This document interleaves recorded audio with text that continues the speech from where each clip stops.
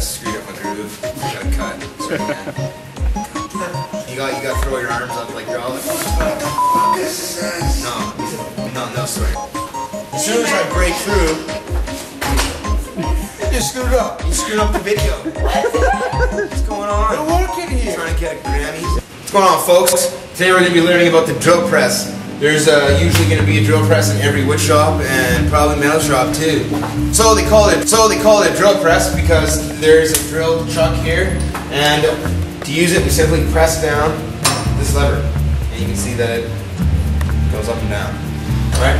So each drill press comes equipped with its own chuck key, and we use this to load bits or change bits, and it's usually connected by a chain, so it should always be in and around your drill press. Now if we look here at our chuck, we can see that there's holes. There's 1, 2, 3 holes, and then there's also these little small teeth, and on this chuck key there's the corresponding teeth and this little nib that fits inside of this hole.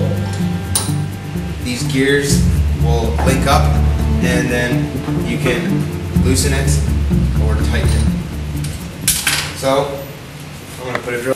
Here we have a regular twist drill bit, and sometimes you can, if the bit's really big, you can twist this by hand clockwise to open it really quick, and then counterclockwise to tighten it. Once it's tightened in there by hand, you can go in there and put your chuck key and tighten it, and we're good to go. And you always want to make sure that you take the chuck key out and you leave it here. You can imagine that if you start this with the chuck key in there, it'll twist around and it'll break. So first rule is always to make sure the chuck key is out of the chuck. This is a no-no retard. This is a no-no retard. What the fuck? I teach you told us not to do this and he doesn't. Look at this bullshit. Alright, this drill press has a guard that just goes down. Not all drill presses will have this. The drill press is not the most dangerous machine, so So mostly all drill presses will have this depth gauge. This is for drilling to a specific depth. For example, if I wanted to drill right through this 1/2-inch piece of wood, I would lift this all the way up, and these are just twisting. One's a lock nut, and so we twist them all the way up, and now this can travel all the way down, like so. It travels all the way down. But if I wanted to go only halfway through here, I could lower these.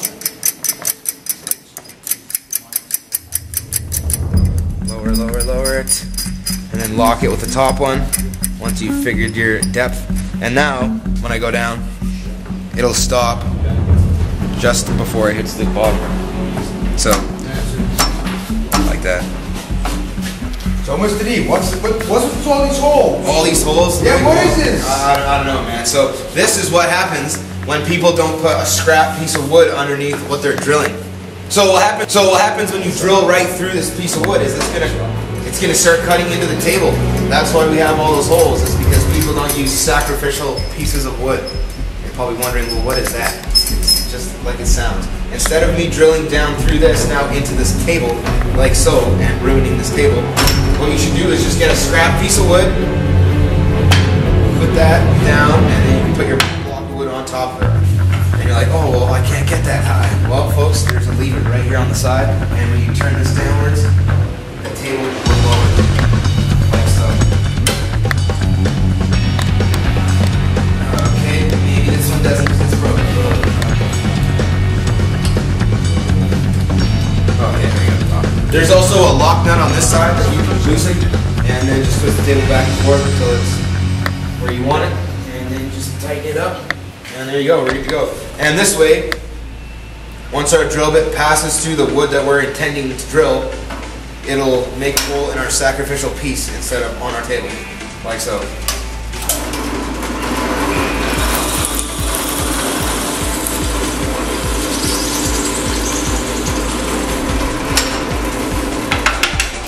So we got a through hole here, and it came out onto our scrap piece, not onto our table.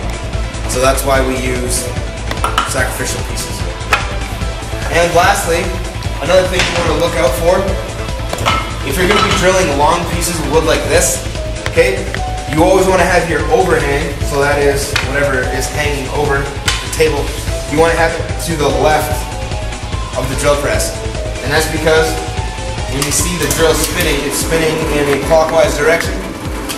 So if I was to be drilling over here, and the piece of wood was to catch on the drill bit, it would fling this around and it would come and hit me. If it's over to the left, and this starts to swing around, it's going to swing, and it'll hit this metal bar at the back. So it'll hit that instead of coming around and hitting me. So you always want to have your overhang to the left. And for bigger pieces or awkward shaped pieces, it always helps to have a clamp. So you can clamp down your piece of wood to the table, and now you know that it's sturdy. You can put a second one if you want, and you'll be good to go. Lastly, I will show you the different kind of bits that we got going on here. So, we have a couple different kind of bits. You've probably seen ones like this. They come in a whole assortment of sizes from really big to really small. These are called Forstner bits, and they're good for making large through holes. And this will take away all the interior wood, so nothing will be left behind. This hole saw, however, sort of does the same thing, except it's not cutting what's on the inside. So for a door handle, or if you needed to cut perfect circles of this size, you could just drill and it would cut a circle, but it would not cut the inside of the circle like this Forstner bit. So Forstner bit, hole saws, and they can also come in a variety of different sizes. Then we also have our regular twist drill bits, and these come in any size. And again, we have a spade bit, and these also come in many different sizes. And yeah, these are the different kind of bits we got going on here.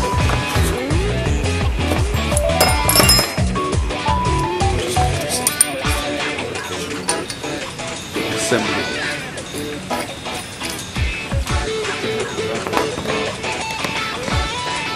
Come on, let the solar things go. It might hurt. Oh, there's a stop on here. See, yeah, no, that's a sign. That's the Lord saying, don't do it, buddy, don't do it.